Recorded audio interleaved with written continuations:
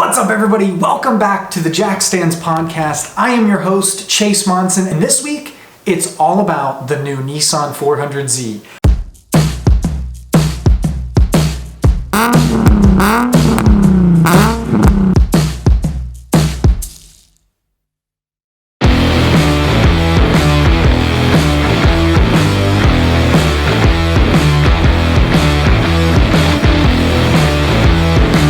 If you guys don't know, last night Nissan released a live event previewing the prototype, what they're calling the Nissan Proto Z, and it is gorgeous. Of course, you guys saw in the thumbnail this beautiful Z car that is very reminiscent of, you know, the old Datsun Z cars, the 240, the 260, the 280. They look very, very similar, and of course they do. This car is an enthusiast car. This car is built for enthusiasts, and last night meant a lot for the Z enthusiasts. I mean, last night was basically a love letter from Nissan to the Z enthusiasts, and it felt good. It felt good to see a brand new Z car. We haven't had a new Z car since 2009. That's when the 370Z came out, was 2009, and we finally, after 11 years, have this beautiful, gorgeous, throwback car that looks excellent. And it is more than just a, retrofitted technology, enhanced, older looking vehicle. This car is, everything that we love about all the Z cars, the 240SX, or not the 240SX, excuse me, the 240Z and the 300ZX, everything that we love about the Z car family, whether it's a ZX or just a standard Z car, they're all a part of the same family, and this is blending the two sides together, and I absolutely love it. I think Nissan has hit it out of the park on this one, and we're going to talk about a few reasons why I think Nissan hit it out of the park here. We're also going to talk about something that everybody's kind of already talked about that they don't like about the vehicle, but I want to touch on it just a little bit and kind of remind everybody of the heritage of the Nissan Z car here. So what makes the 400Z so special? Well, last night the designers said that, like I've already said, are kind of bringing all of the Z cars together. If it's part of Nissan's bloodline in Z car, that means a Z, a ZX, whatever. They're bringing it all together, and I really love that idea. I think it's beautiful because there's fans of the 300ZX, which is a twin turbo V6 motor, and there's fans of the Datsun 240Z, where it is an inline-six, naturally aspirated, two-seater sports car, and that's all you could get. Well, with the 300ZX, you could get a 2+2, you could get a naturally aspirated version, you could get a twin turbo version. And with the 400Z, we're seeing a very beautiful blend of the two families. This car, the 400Z, is gonna have, for sure, a twin turbo V6 that comes out of the, I believe, the Q50, the Infiniti Q50, and also I think the Q60 S Redline or something like that. And so it's a twin turbo V6. It's going to have about 400 horsepower. And if they make a Nismo version, other people have talked about it having a little bit more of a bump in horsepower, which to me means they just racked up the boost a little bit and put a body kit on it, which in my opinion is great. I hope that they do something with the 400Z like they did with the 350Z, where like they send it to, Autech, tuning or something, and stiffen up the suspension and the chassis a little bit. But who knows? A lot of car manufacturers don't do that anymore. But what we're seeing here, and what I love about it all, is Nissan released that the 400Z was going to have a manual transmission. I want you guys to stop and think for a second. Name another, mid-level sports car that makes about 400 horsepower that the manufacturer of that car released that it was going to have a manual transmission before they told you what automatic it was going to have. This was the first thing that they told us. We are going to have a manual transmission in this car. And last night the designers talked on that a little bit. This car, like I said in the beginning, is a love letter to the enthusiast. And what do all enthusiasts want? They want to row through gears. They want to have that connection between man and machine. They don't care that, automatic paddle shifting or dual clutch paddle shift is faster than a manual transmission. They don't care. We don't care.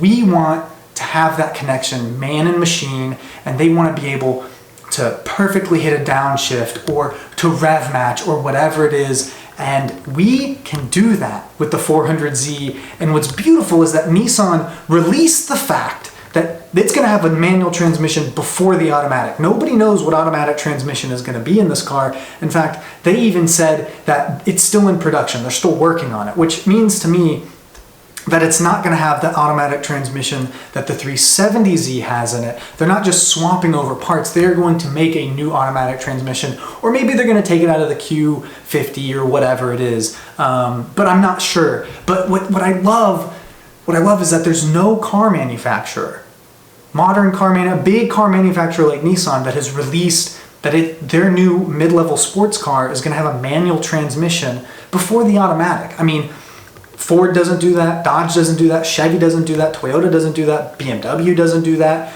Volkswagen doesn't do that. I mean, I can go on. And if you guys can find a car manufacturer that does this, I'll eat my words. I'll take it back. But Nissan, as far as I know, is the only one that has done this in recent times. And I absolutely love it. I think it's going to give the Toyota Supra a run for its money. I think Toyota's probably quivering a little bit in its boots because this car, the Nissan car, is not a rebadged BMW. It is a full through and through, from the grounds up, Nissan Z car. And if it is priced appropriately, and if it has the 400 horsepower, and the manual transmission is really, really good, man, I think it's gonna blow the Supra out of the water because it is a true Nissan Z car built for enthusiasts. It is a true JDM car. It is not a rebadged BMW. It is a Nissan JDM Z car. And when they did the unveiling, it was in that beautiful yellow. Every single Z car that they've done, they unveil it in yellow. And so I just love that they stuck with that history. They stuck with that, kind of just everything beautiful about the old Z cars. They stuck with it, and they really, really knocked it out of the park for me.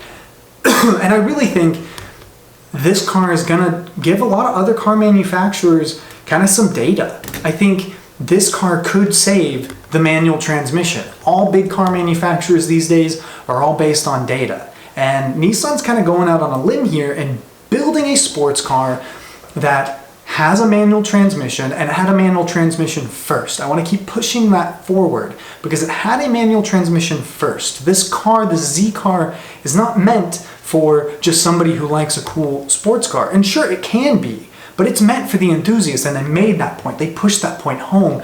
The designer of this car, the two designers up on stage, if you watch the live event, one of the gentlemen up on stage was like, driving a manual transmission, it evokes emotion, and it makes people have a feeling. And people who drive cars, people who are car enthusiasts like myself, know that feeling and know that emotion.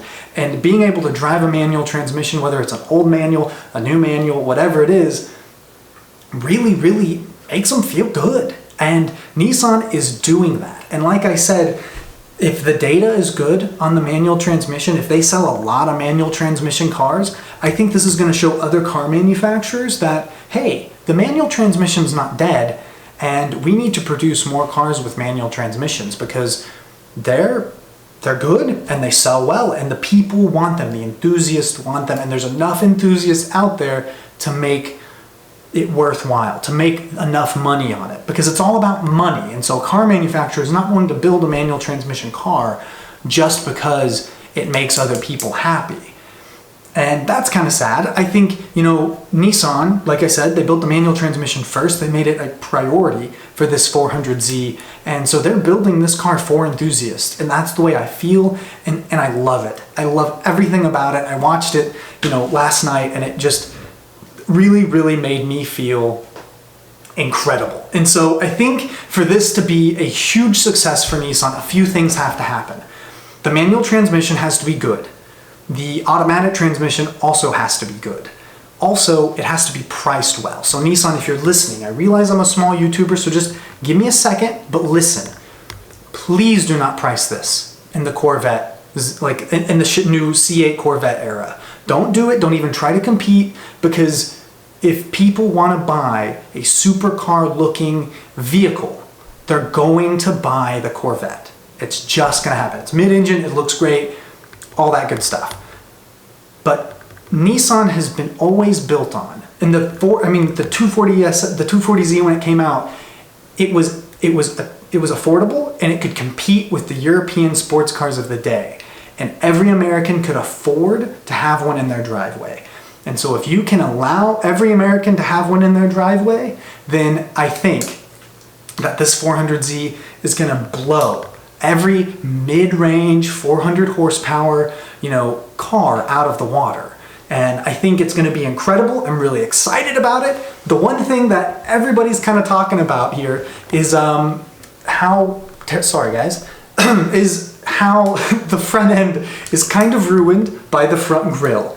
And I don't know, I'm kind of going back and forth with it. I love the car. I think they did an awesome job. I've said the word incredible probably 500 times during this podcast already, but I think they did such a good job with this. And they talked about some of the design, cues and things like that. And I think it's very important and very smart of Nissan to do this way, because the car is about 98% done, and that's what they said. So what the Proto that we saw yesterday is probably going to be the car that comes out. But I think what Nissan's doing is they're looking at what everybody's saying about it, and they're going, okay, they don't like the front grille, let's change it a little bit, go back to the drawing board, and then put out a beautiful, nice new front grille.